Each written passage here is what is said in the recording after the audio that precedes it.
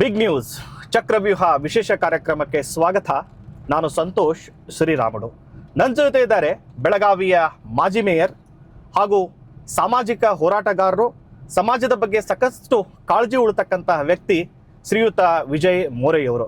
ವಿಜಯ್ ಮೋರೆಯವರೇ, ಕಾರ್ಯಕ್ರಮಕ್ಕೆ ತಮಗೆ ಆತ್ಮೀಯವಾದ ಸ್ವಾಗತ. ನಮಸ್ಕಾರ.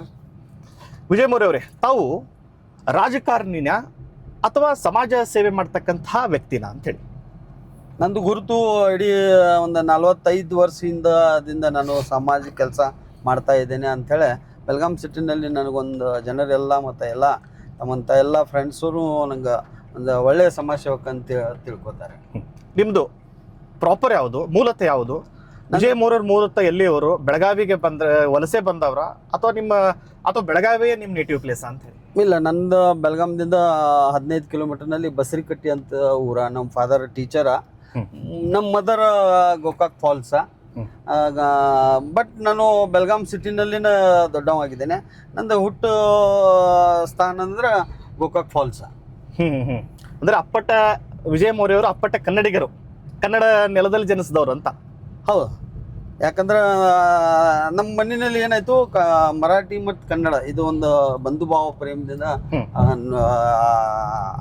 ನಾವು ದೊಡ್ಡವರದು. ಮಾದಾರೋಡ್ನಲ್ಲಿ 12 ನಂಬರ್ ಸ್ಕೂಲ್ನಲ್ಲಿ, ಮರಾಠಿ ಪ್ರೈಮರಿ ಸ್ಕೂಲ್ನಲ್ಲಿ ನಂದು ಎಜುಕೇಶನ್ ಆಯ್ತಾ. ಈ ಗೋಕಾಕ್ ಫಾಲ್ಸ್, ಗೋಕಾಕ್ ತಾಯಿ ಊರು ಗೋಕಾಕ್ ಅಂದ್ರೆ? ತಂದೆ ತಾಯಿ ಹೆಚ್ಚು ಕಡಿಮೆ ಕನ್ನಡತಿ, ತಂದೆ ಸ್ವಲ್ಪ ಮರಾಠಿ ಪ್ರಭಾವ ಇದ್ದವ್ರು ಕಾಣಿಸುತ್ತೆ ಹಂಗಾರೆ? ತಂದೆ ಮರಾಠಿ ಪ್ರಭಾವ ಮತ್ತು ತಾಯಿ ಕನ್ನಡ.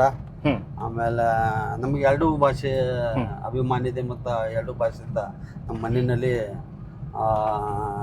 ಅಂದ್ರೆ ಎಲ್ಲ ನಡೀತಿದೆ. ಏನು ನಿಮ್ದು ಎಜುಕೇಶನ್ ಏನಾಗಿದೆ?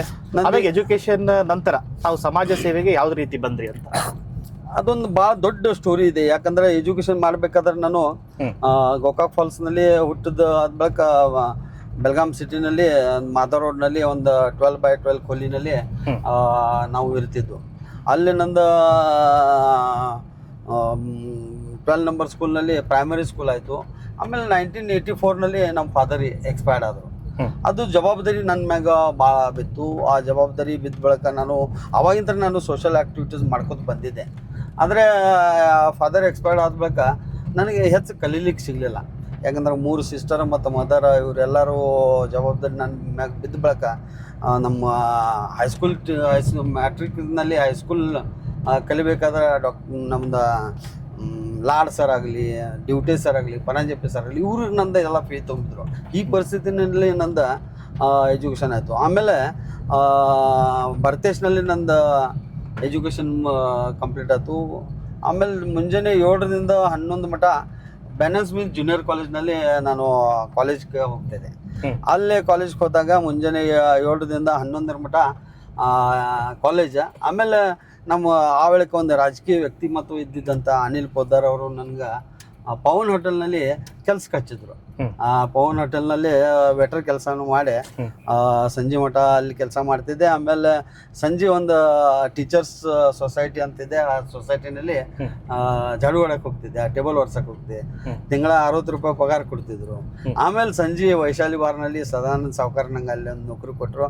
ರಾತ್ರಿ 12 ಗಂಟೆಗೆ ನಾನು ನಮ್ಮ ಮನೆಗೆ ಹೋಗ್ತಿದ್ದೆ. ಇದು ಪ್ರವಾಸ ಆಯ್ತಾ ಅಂತೇಳಿ ನಂದು ಎಜುಕೇಶನ್ ಹೆಚ್ಚು ಆಗಲಿಲ್ಲ. ಬರೀ ನಂದು ಎಜುಕೇಶನ್ PUC ಸೆಕೆಂಡ್ ಇಯರ್ ಅಷ್ಟೇ ಆಗಿದೆ. ಆಮೇಲೆ ತಂದೆ ಸರ್ಕಾರಿ ನೌಕರಿಲಿ ಇದ್ರು ಅಂತ ಹೇಳಿದ್ರಿ, ಅದಕ್ಕೆ ಅನುಕಂಪದ ಆಧಾರದ ಮೇಲೆ ನೌಕರಿ ಸಿಗ್ಲಿಲ್ವಾ ತಂದೆದು? ಅಲ್ಲ, ಅದು ನಮ್ಮ ಮದರ್ಗೆ ನಾನು ಸಣ್ಣವ ಇದ್ದಿರಲ್ಲ, ಸೊ ನಂದು ಎಜುಕೇಶನ್ ಕಂಪ್ಲೀಟ್ ಆಗಿದ್ದಿರ್ಕಲ್ಲ. ಮ್ಯಾಟ್ರಿಕ್ ನಲ್ಲಿ ನಮ್ಮ ಫಾದರ್ ಎಕ್ಸ್ಪೈರ್ಡ್ ಆದರು. ನಮ್ಮ ಮದರ್ಗೆ ನೌಕರಿ ಸಿಕ್ತು.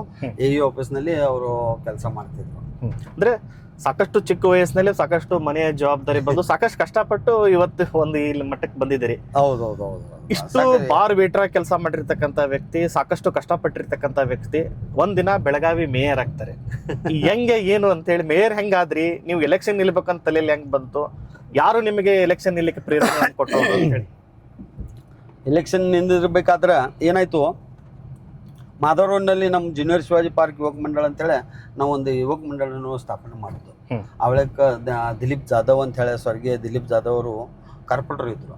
ಆಮೇಲೆ ನಮ್ಮ ಯುವಕ ಮಂಡಳ ಮಾಧ್ಯಮದಿಂದ ಸಾಕಷ್ಟು ಸೋಷಿಯಲ್ ಆ್ಯಕ್ಟಿವಿಟೀಸನ್ನು ನಾವು ಮಾಡ್ತಾಯಿದ್ವು. ಮತ್ತು ದಿಲೀಪ್ ಜಾಧವ್ ಅವ್ರದ್ದು ಏನಾಯ್ತು, ಒಂದು 2 ವರ್ಷಲೇ ಗ್ಯಾಸ್ ಸ್ಪೋರ್ಟ್ನಲ್ಲಿ ಅವ್ರದ್ದು ಎಕ್ಸ್ಪೈರ್ಡ್ ಆದರು. ಪ್ರೆಸೆಂಟ್ ಕಾರ್ಪೊರೇಟರ್ ಪ್ರೆಸೆಂಟ್ ಕಾರ್ಪೊರೇಟರ್ ಇದ್ದವರು, ಅದು 2004ನಲ್ಲಿ. ಸೊ ಎಲ್ಲ ನಮ್ಮ ಗಲ್ಲಿ ಜನರ ಅದನ್ನಲ್ಲಿ ಮರಾಠಿ, ಕನ್ನಡ, ಉರ್ದು, ಕ್ರಿಶ್ಚಿಯನ್ ಎಲ್ಲರೂ ಕೂಡಿ ಆ ವೇಳದಿಂದ ನಾನು ಆಕ್ಟಿವ್ ಇದ್ದೆ ಸೋಷಲ್ ಇದರಲ್ಲಿ. ಆಮೇಲೆ ಎಲ್ಲರೂ ನನಗೆ ಎಲೆಕ್ಷನ್ ಕೊಟ್ಟಿರ್ಬೇಕಂತೇಳಿ ಒತ್ತಾಯ ಮಾಡಿ ನನ್ನ ಮಾದರ್ ರೋಡ್ನಲ್ಲಿ ವಾರ್ಡ್ ನಂಬರ್, ಆ ವೇಳಕ್ಕಿಂತ ವಾರ್ಡ್ ನಂಬರ್ 27ನಲ್ಲಿ ಇಡೀ ಕರ್ನಾಟಕನಲ್ಲಿ ಹೈಯೆಸ್ಟ್ ಬೈ ಎಲೆಕ್ಷನ್ನಲ್ಲಿ ಆರಿಸಿ ಬಂದಂತ ನಾನು ಕೌನ್ಸಿಲರ್. ಬರೀ 3,000 ರೂಪಾಯಿ ಖರ್ಚು ಮಾಡಿದೆ. ಅದು ಮತ್ತು ನಾ ಎಲ್ಲಿ ಪ್ರಚಾರಕ್ಕೆ ಹೋಗ್ತಿದ್ದೆ, ಆ ಪ್ರಚಾರನಲ್ಲಿ ಹೋಗ್ತಿದ್ದಾಗ ಎಲ್ಲ ನಮ್ಮ ಗಲ್ಲಿ ಪಂಚರ್ ಆಗಲಿ, ಎಲ್ಲ ನಮ್ಮ ಓಣಿ ಜನರಾಗಲಿ, ಪೋಯೆ ಆಗಲಿ, ಇದೆಲ್ಲ ಅವರು ಮಾಡಿ ಹಂಚ್ತಿದ್ರೆ, ನಮ್ಮ ಮಗ ಇಲೆಕ್ಷನ್ ಕೂತಿದ್ದಾನೆ, ನಮ್ಮ ತಮ್ಮ ಇಲೆಕ್ಷನ್ ಕೂತಿದ್ದಾನೆ ಅಂತೇಳಿ 682 ಓಟ್ಗಳಲ್ಲೇ ನಾನು ಆರಿಸಿ ಬಂದಿದ್ದೆ ಲೀಡಿಂದ. ಇಡೀ ಕರ್ನಾಟಕದಲ್ಲಿ ಹೈಯೆಸ್ಟ್ ಓಟ್ದಿದ್ದೆ. ಅವಾಗೇನು ಪಕ್ಷೇತರಾಗಿ ನಿಂತಿದ್ರ ಅಥವಾ ಯಾವ ಪಾರ್ಟಿ ಬೇಸ್ ಮೇಲೆ ನಿಂತಿದ್ರ? ಸ್ವತಂತ್ರವಾಗಿ ನಿಂತಿದ್ರ? ಅಪಕ್ಷ ಅಂತ ನಿಂತಿದ್ದೆ. ಎಲ್ಲ ಜನರು ನಂಗೆ ಹೆಲ್ಪ್ ಮಾಡಿದ್ರು. ಆಮೇಲೆ ಆರಿಸಿ ಬಂದೆ ಕೌನ್ಸಿಲರ್ ಅಂತ ಹೇಳಿ. ಡೈಲಿ ನಂದು ಎಲ್ಲ ಕೆಲಸ ರೂಟೀನ್ ಚಾಲು ಆಯಿತು. ಮುಂಜಾನೆ 6 ಗಂಟೆದಿಂದ ಕೆಲಸ ಮಾಡ್ಕೊಂಡು. ಅಂದ್ರೆ ಇದು ಅಚಾನಕ ಒಲ್ದು ಬಂದದ್ದು? ಅಚಾನಕ್ ಅವ್ರು ಯಾರೋ ನಿಮ್ಮ ಅವಾಗಿನ ಪ್ರೆಸೆಂಟ್ ಕಾರ್ಪೊರೇಟರ್ ಅಕಾಲಿಕ ನಿಧನದಿಂದ ಏನ್ ಬೈ ಎಲೆಕ್ಷನ್ ನಡೀತು ಅದ್ರಲ್ಲಿ ಗೆದ್ದು ಬಂದವರು? ಅದರಲ್ಲಿ ಗೆದ್ದು ಬಂದೆ. ಅಷ್ಟೊತ್ತಿಗಾಗ್ಲೇ ಅಷ್ಟೊಂದು ಜನಪ್ರಿಯತೆ ಗಳಿಸ್ಕೊಂಡಿದ್ರೆ ವಿಜಯ್ ಮೌರ್ಯ ಅವರು? ಎಲೆಕ್ಷನ್ ನಿಂತು ಗೆಲ್ಲುವಷ್ಟು ಜನಪ್ರಿಯತೆ, ಅಷ್ಟೊಂದು ಜನಪ್ರಿಯತೆ ಪಡ್ಕೊಂಡಿದ್ರ? ಸಾಕಷ್ಟು. ಆ ವೇಳಕ್ಕೆ ಒಂದು ಚಾನೆಲ್ದವ್ರು, ಒಂದು ಆ ವೇಳಕ್ಕೆ ಒಂದು ಲೋಕಲ್ ಚಾನೆಲ್ ಇದ್ದ, ನಮ್ಮ ಫ್ರೆಂಡ್ ರಾಜು ಅಂತ ಹೇಳಿ, ಅವರು ನನ್ನ ಬಗ್ಗೆ ಒಂದು ಒಳ್ಳೆ ಇದು ಡಾಕ್ಯುಮೆಂಟ್ರಿ ತಯಾರು ಮಾಡಿ ಇಡೀ ಬೆಳಗಾಂ ಸಿಟಿಯಲ್ಲಿ ಮುಂಜಾನೆ ಮತ್ತು ಮಧ್ಯಾಹ್ನ ಮತ್ತು ಸಂಜೆ ತೋರಿಸಿ, ಇವೊಂದು ನಮ್ಮ ನಾಯ ವಾರ್ಡ್ನಲ್ಲಿ ಕೂತಿದ್ದೆ, ಆ ಥರ ಹೊರಗಿನ ಎಲ್ಲ ಕೌನ್ಸಿಲ್, ಎಲ್ಲ ಬೆಳಗಾಂ ಜನರ ಸದ್ಯಕ್ಕೆ ಎಲ್ಲರೂ ಬಂದು ಪ್ರಚಾರ ಮಾಡ್ತಿದ್ರು, ಮೂರವ್ರಿಗೆ ಓಟ್ ಹಾಕ್ರಿ, ಮೂರವ್ರಿಗೆ ಓಟ್ ಹಾಕ್ರಿ. ಆವಾಗಿಂತ ಸೋಷಲ್ ಕೆಲಸ ಅಂದ್ರೆ ಜನರಿಂಬಲ್ಲೇ ಒಳ್ಳೆ ಒಡನಾಟ ಇದೆ ಅಂತೇಳಿ ಅವಳಿಗೆ ನಾವು ಆರಿಸ್ಕೊಂಡು. 2004ರಲ್ಲಿ ತಾವು ಮೊದಲ ಬಾರಿಗೆ ಬೆಳಗಾವಿ ಮಹಾನಗರ ಪಾಲಿಕೆಯ ಕಾರ್ಪೊರೇಟರ್ ಆಗ್ತೀರಿ. ಮೇಯರ್ ಯಾವಾಗಾದ್ರಿ ಅಂತ? ಎಷ್ಟು ಏನಾಯ್ತು, ಮೇಯರ್ ಆಗ್ಬೇಕಾದ್ರೂ ಅದೊಂದು ಭಾಳ ಅಚಾನಕವಾಗಿ ಏನಾಯ್ತು, 12 ತಿಂಗಳಾಗ SC ಕ್ಯಾಟಗರಿ ಬತ್ತ. ಆಮೇಲೆ ನಾನು ಮಹಾರಾಷ್ಟ್ರ ಏಕೀಕರಣ ಸಮಿತಿ ಆ ವೇಳಕ್ಕೆ ಒಂದು ಸ್ಟ್ರಾಂಗ್ ಎಲ್ಲ ಒಂದು 30-40 ಕಾರ್ಪೊರೇಟರ್ ಕೌನ್ಸಿಲ್ನಲ್ಲಿ ಇದ್ರು. ಸೊ ಅವರೆಲ್ಲರೂ ನನಗೆ ಸಪೋರ್ಟ್ ಮಾಡಿದ್ರು. ಇವೊಂದು ಕನ್ನಡ ಕಾರ್ಪೊರೇಟರ್ ಆಗಲಿ, ಉರ್ದು ಕಾರ್ಪೊರೇಟರ್ ಆಗಲಿ, ಅವರು ಸದ್ಯಕ್ಕೆ ನನಗೆ ಸಪೋರ್ಟ್ ಮಾಡಿದ್ರು. ಸೊ SC ಕ್ಯಾಟಗರಿನಾಗ ನಂದು ಫಾರ್ಮ್ ತುಂಬಿದೆ. ಸೊ ಇಡೀ ಬೆಳಗಾಂ ಇತಿಹಾಸದಲ್ಲಿ ಅಂದ್ರೆ ಯಾರೂ ನನ್ನ ಅಪೋಸ್ ನಿಂದಿರಲಿಲ್ಲ. ನಾ ಮೇಯರ್ ಆದೆ. ಮೇಯರ್ ಆದ ಬಳಿಕ ತಮಗೆಲ್ಲ ಗುರ್ತಿದೆ, ಏನೇನೋ ಕೆಲಸ. ಮುಂಜಾನೆ ಮೇಯರ್ ಅಂದ್ರೆ ಭಾಳ ದೊಡ್ಡ ಪೋಸ್ಟ್ ಅದು. ಹೌದು, ಭಾಳ ದೊಡ್ಡ ಪೋಸ್ಟ್ ಇದು. ಜಸ್ಟ್ ಲೈಕ್ ಒಂದು ಬೆಳಗಾವಿಯ ಪ್ರಥಮ ಪ್ರಜೆ ಮತ್ತು ಕ್ಯಾಬಿನೆಟ್ ದರ್ಜಾ ಪೋಸ್ಟ್ ಇದ್ದವ್ರಿಗಿದೆ. ಸೊ ನನಗೂ ಹೊಸಬರಿದ್ದೆ. ಆಮೇಲೆ ನಮ್ಮ ನಿಮ್ಮಲ್ಲೆಲ್ಲ ಕಾರ್ಪೊರೇಟರ್ ಸದ್ಯಕ್ಕೆ ನಂಗೆ ಎಲ್ಲ ಸಹಕಾರ ಮಾಡ್ತಿದ್ರು. ಎಲ್ಲಕ್ಕಿಂತ ಮಹತ್ವದ ಅಂದ್ರೆ ಎಲ್ಲ ಮೀಡಿಯಾದವ್ರು ನಂಗೆ ಭಾಳ ಸಹಕಾರ ಮಾಡ್ತಿದ್ರು. ಜನರ ಸದ್ಯಕ್ಕೆ ಸಹಕಾರ ಮಾಡ್ತಿದ್ರು. ಪೊಲೀಸ್ ಡಿಪಾರ್ಟ್ಮೆಂಟ್ ಸದ್ಯಕ್ಕೆ ಸಹಕಾರ ಮಾಡ್ತಿದ್ರು. ಅಧಿಕಾರಿ ಮಂದಿ ಸದ್ಯಕ್ಕೆ ಸಹಕಾರ ಮಾಡ್ತಿದ್ರು. ಪ್ರೋಟೋಕಾಲ್ ಯಾವ ಪ್ರಕಾರ ಇರ್ತೈತಿ ಅದೆಲ್ಲ ಕಲಿಸುವಂಥ ಕೆಲಸ ನಮ್ಮ ಆ ವೇಳಕ್ಕೆ ಮೇಘನ್ ಅವ್ರ ಸಾಹೇಬರಾಗಲಿ, ಆಮೇಲೆ ಹೇಮಂತ್ ನಿಂಬಾಳ್ಕರ್ ಸಾಹೇಬರಾಗಲಿ, SP ಇದ್ರು ಅವಾಗ, ಇವರೆಲ್ಲರೂ ನಂಗೆ ಭಾಳಷ್ಟು ಕೋಆಪ್ರೇಷನ್ ಕೊಡ್ತಿದ್ರು. ಮೇಯರ್ ಅಂದರೆ ಯಾವ ಪ್ರಕಾರ ಇರಬೇಕು, ಹೆಂಗೆ ಕೆಲಸ ಮಾಡಬೇಕು. ಮುಂಜಾನೆ 6 ಗಂಟೆದಿಂದ ನಾನು ಮುಂಜಾನೆ ನಂದು ಅಂದ್ರೆ ಸಡನ್ ಆಗಿ ಒಬ್ಬ ಕಾರ್ಪೊರೇಟ್ ಆದ್ರೆ ಸಡನ್ ಆಗಿ ಮೇಯರ್ ಅದೇ ಅತಿ ದೊಡ್ಡ ಒಂದು ಅದೃಷ್ಟ ನಿಮ್ಗೆ ಒಲ್ದು ಬಂದಂಗ ಅದು. ಅದೃಷ್ಟ ಬಂದಾಗ ಆಮೇಲೆ ಎಲ್ಲರಿಗೂ ಅನಿಸ್ತು ಇನ್ ಕೈಲಿ ಏನೂ ಆಗುದಿಲ್ಲ ಅಂತೇಳಿ. ಅದು ಅಡ್ಮಿನಿಸ್ಟ್ರೇಟಿವ್ ಲೆವೆಲ್ನಲ್ಲಿ ಒಂದು ಎಲ್ಲರದು ಸಹಕಾರದಿಂದ ನಾನು ಒಳ್ಳೆ ಕೆಲಸ ಮಾಡಿ ತೋರಿಸಿದ್ದೆ.